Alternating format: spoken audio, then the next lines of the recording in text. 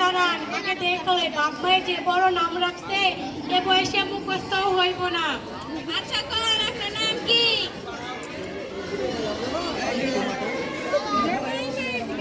মৌসুমী আক্তার।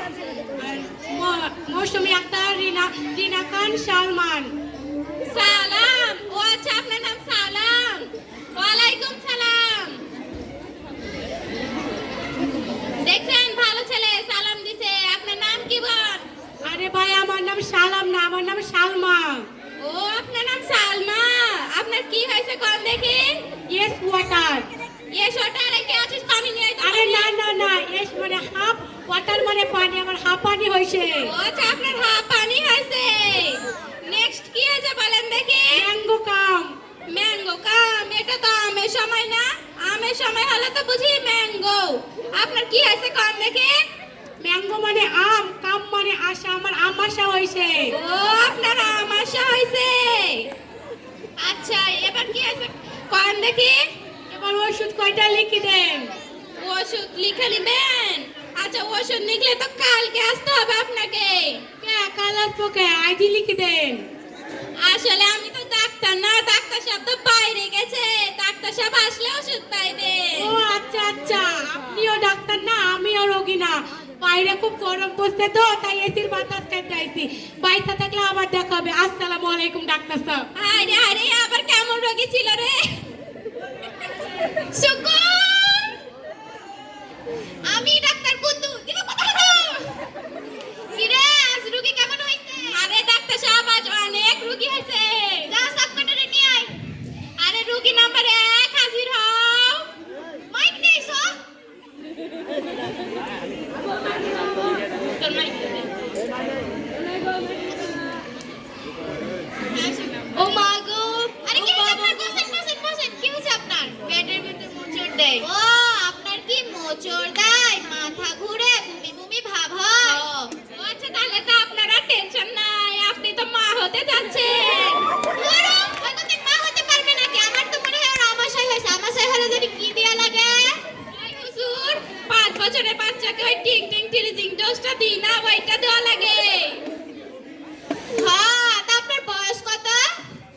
নানির বয়স 29, বাপের বয়স 35, আমার আর কত হবে 25-26। ও 25, 5 5 25। আচ্ছা 5 5 25 আর 5টা টিং টিং টিং দেয়া দাও। আচ্ছা নাও।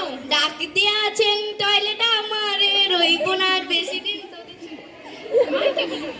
রোগী নাম্বার 2 হাজির হও।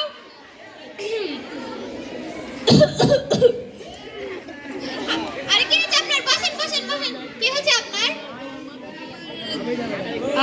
জ্বর ঠান্ডা আর ফুসফুসে কাশি।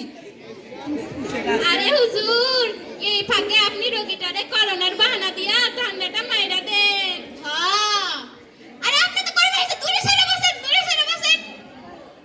আচ্ছা আপনার যেহেতু করোনা হইছে, আপনার আইসিইউ ভাড়া, আপনার বেডের ভাড়া, আপনার অক্সিজেনের ভাড়া টোটাল মিলে 2 লাখ টাকা হইছে। আপাতত আপনি 1.5 লাখ টাকা দিয়া যান।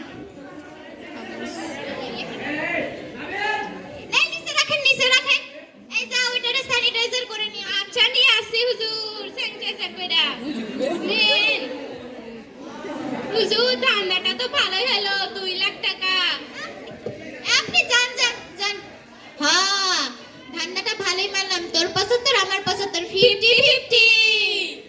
এই যে রোগী নাম্বার 2, রোগী নাম্বার 3 হাজির হও দেখি। ডাক্তার দেখেন তো আমার মেয়েকে, আমার মেয়ে সব সময় খালি ফোন নিয়েই পড়ে আছে, একটু ভালো করে চিকিৎসা করেন দেখি। আবে ওয়াকে তো মেয়ে করতে হইতো সরি বলাটাকে। Wow this area is very beautiful. এখানে আমাকে একটা টিকটক করা উচিত। হে ইউ কাম, আমাকে টিকটক করে দেন। তেরি ঝলক সরফি জীবন, আমাকে একটু তুলে দেন তো। আমি পারবো না, আমি ডাক্তার কুদু, किसी के सामने झुकेगा नहीं मैं साला। আপনিও টিকটক করে? আমি করি একটু। তাহলে তো আপনার সাথে আমার একটা সেলফি তোলা দরকার। এই সেলফি তুলো। আপনার সাথে আমি একটা টিকটক বানাই, ভাইরাল হয়ে যাবে। চলেন।